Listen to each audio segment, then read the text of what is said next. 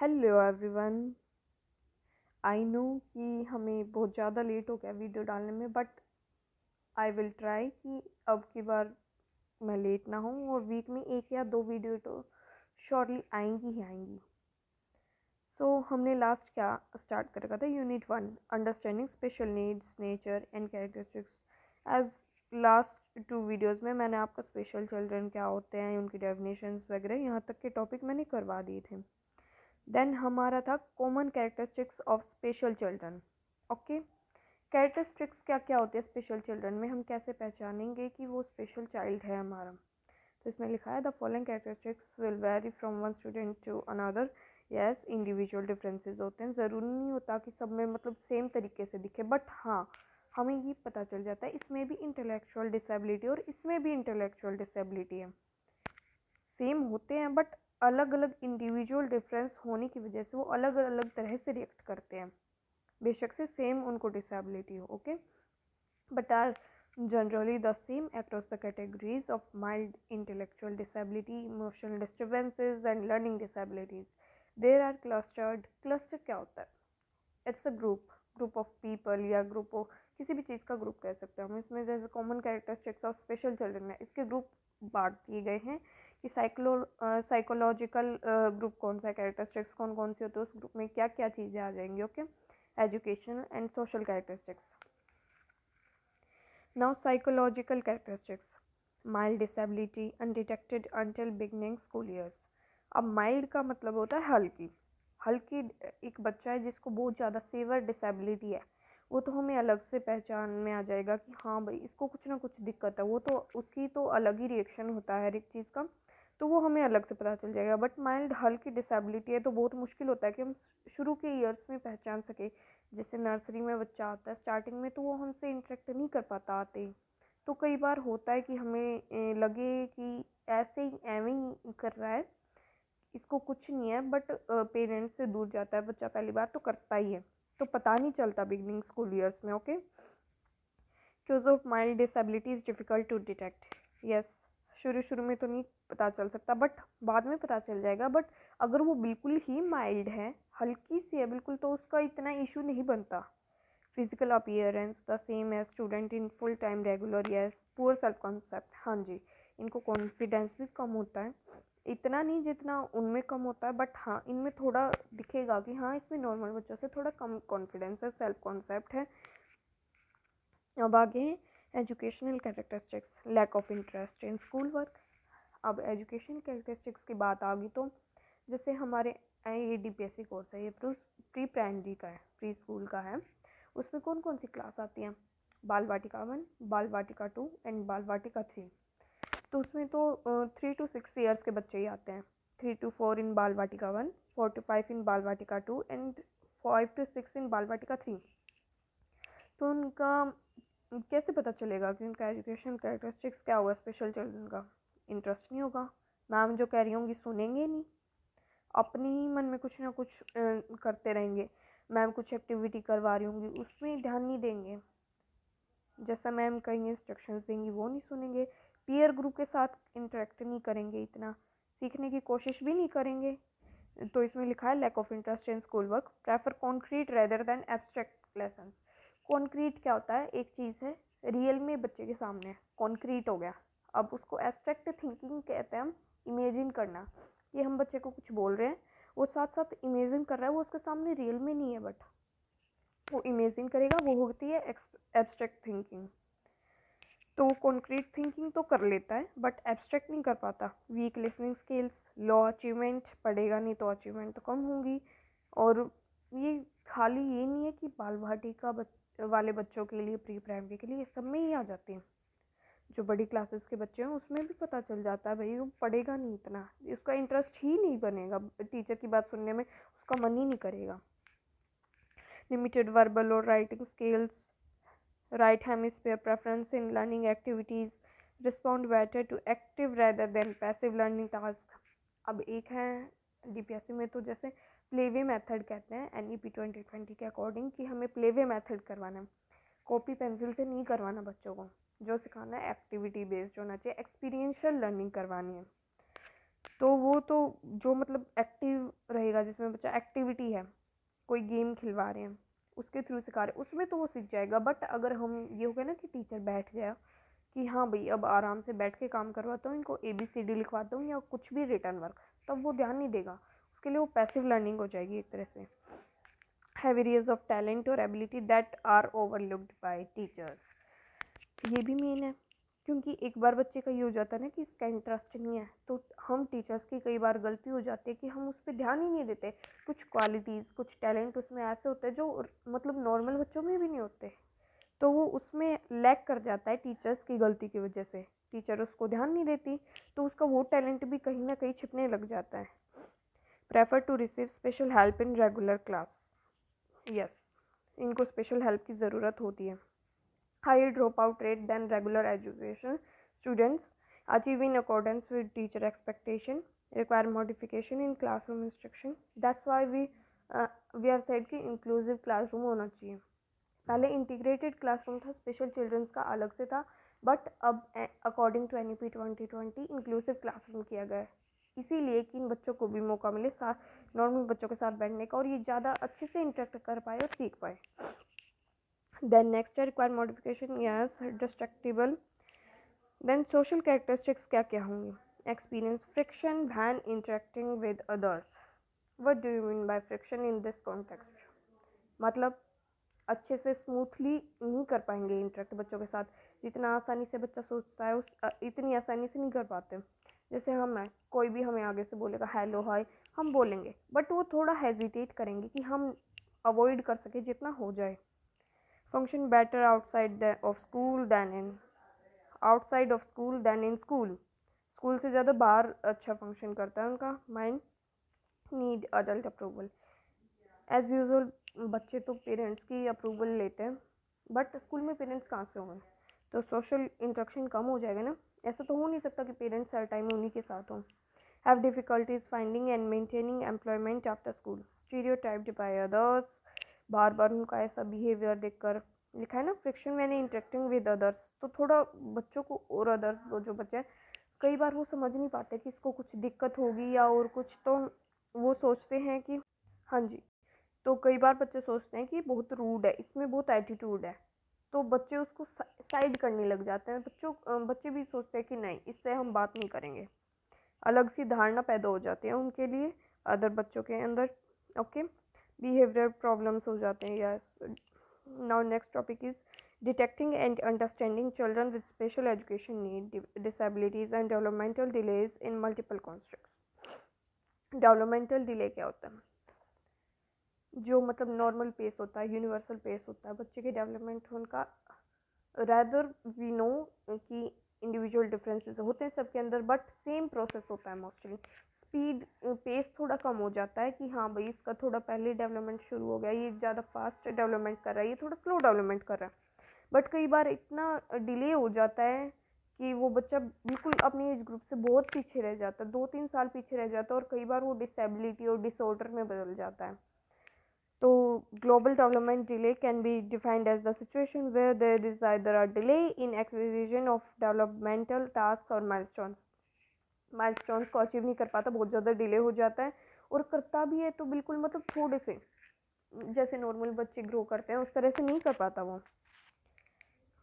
और less commonly a disorder of development in which milestones are achieved but qualitatively different, such as with disordered word combinations or some personal social milestones. Okay, often developmental delays affect more than one area of child's development. When a child has delays in many or all the areas, it is called global developmental delay. Okay, cognitive delay क्या होता है?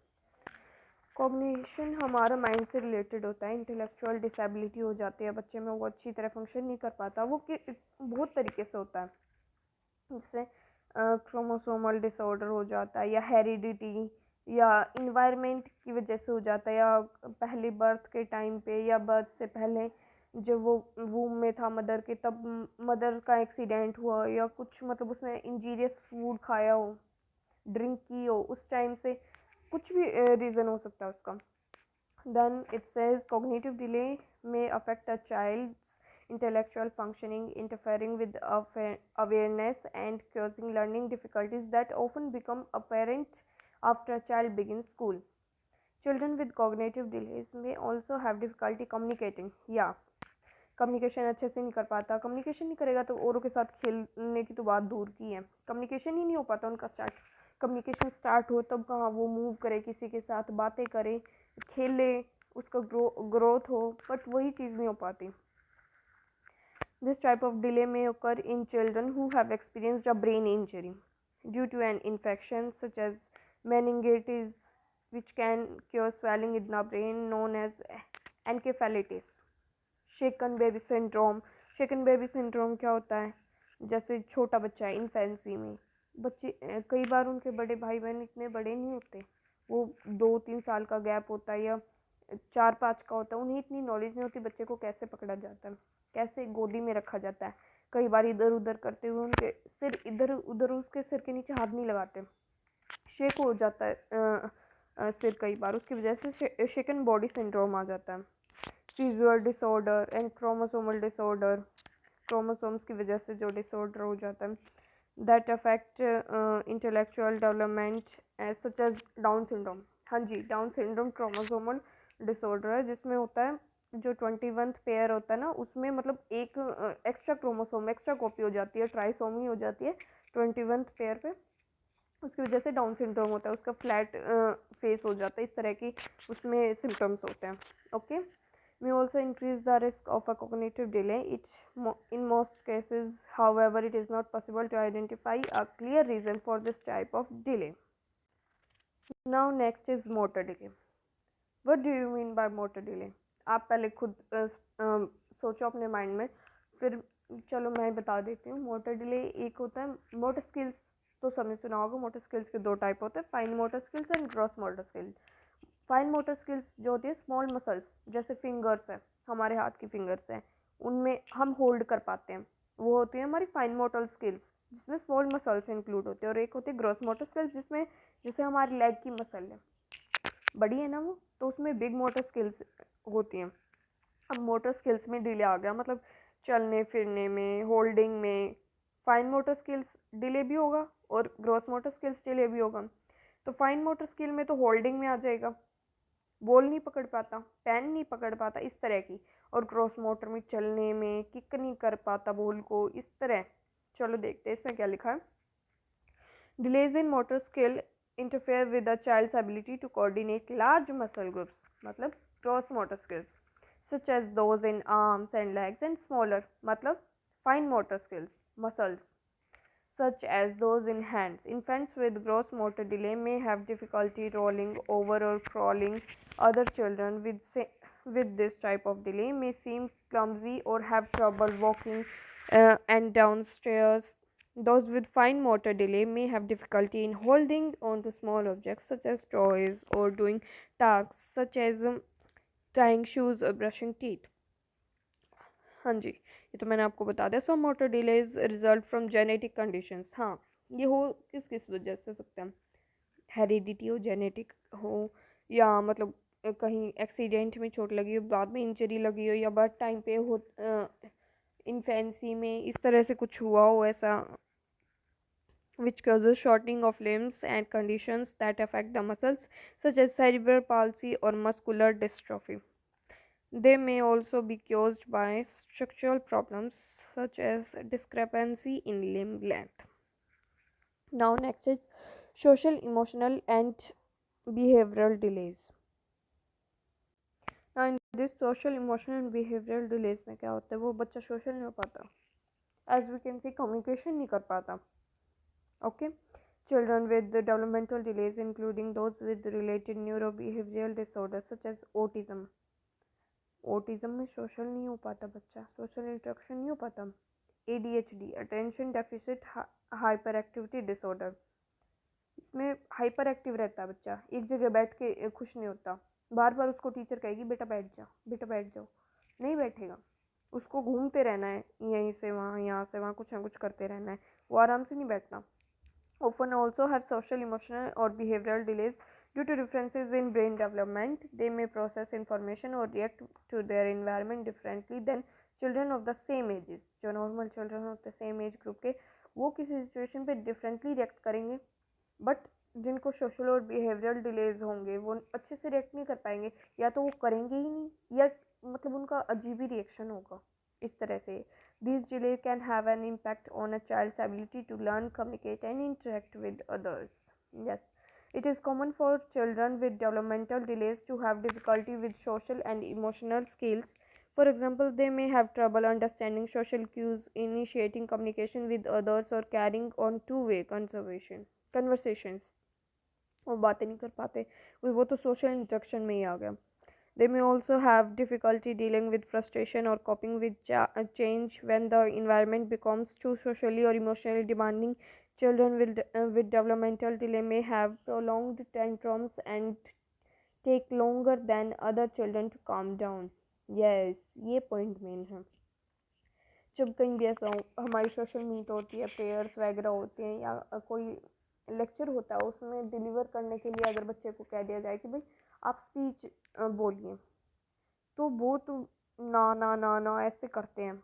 मतलब उनके अंदर lack of confidence, we can say कि उनके अंदर lack of confidence है बहुत ज़्यादा। वो बहुत ज़्यादा ये सोचेंगे, हेजिटेट करेंगे कि नहीं नहीं मैं कैसे बोल सकता हूँ, उनमें ये चीज़ें अलग से दिखेंगी और वो बहुत देर बाद शांत होते हैं। This behaviour can be a signal that the child needs more support by modifying his or her environment or learning skills to cope with social and emotional challenges. Then next है speech delays.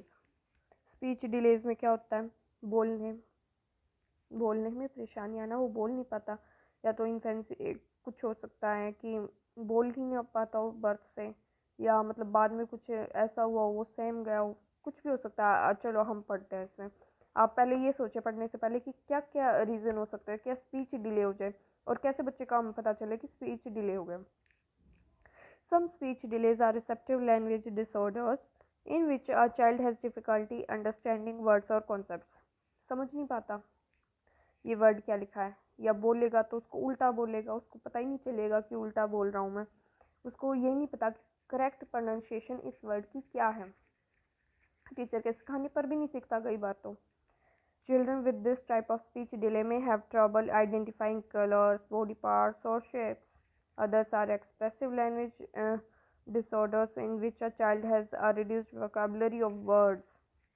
ना pronunciation बताया था अभी मैंने, pronunciation अच्छे से नहीं करेगा, वोकैब नहीं आएगी, सेंटेंसेस अच्छे से नहीं बोल पाएगा। Okay, a child with this type of speech delay may be slow to babble, talk, and create sentences. Often, a child with speech delay has a combination of receptive and expressive delays. Express भी नहीं कर पाता अपने आप को वो। Children with an oral motor problem, such a weakness in the muscle of the mouth or difficulty moving the tongue or jaw. मैंने बताया ना आपको, हो सकता है उसको बर्थ से ही प्रॉब्लम हो, जॉ में प्रॉब्लम हो, या टंग अच्छे से नहीं हिल पाती हो, क्योंकि हम बोलते हैं हमारी टंग हिलती है, तभी हम बोल पाते हैं, तभी आवाज़ आ पाती है, मूवमेंट होती है टंग की अलग अलग तरह से, तभी हमारे अंदर से वर्ड स्पीच निकलती है। That interferes with speech production have what is known as speech production disorder. Children may have speech delays due to psychological causes such as brain damage, genetical syndromes, or hearing loss. Other speech delays are caused by environmental factors such as lack of stimulation. In may instances, however, the cause of child speech delays is unknown. कई बार तो हमें पता भी नहीं चलता कि बच्चा बोल क्यों नहीं पा रहा अच्छे से, प्रोनाउंशिएट क्यों नहीं कर पा रहा, इसकी वोकैबुलरी क्यों इतनी लो है, टीचर इतनी मेहनत कर रहे हैं, पेरेंट्स इतनी मेहनत कर रहे हैं, दिखा रहे हैं डॉक्टर्स को और पता नहीं चल रहा। कई बार तो ऐसा भी होता है। And this is the last topic for today. We will upload next video in further 1 or 2 days. Please subscribe my channel if you like my video. Thank you.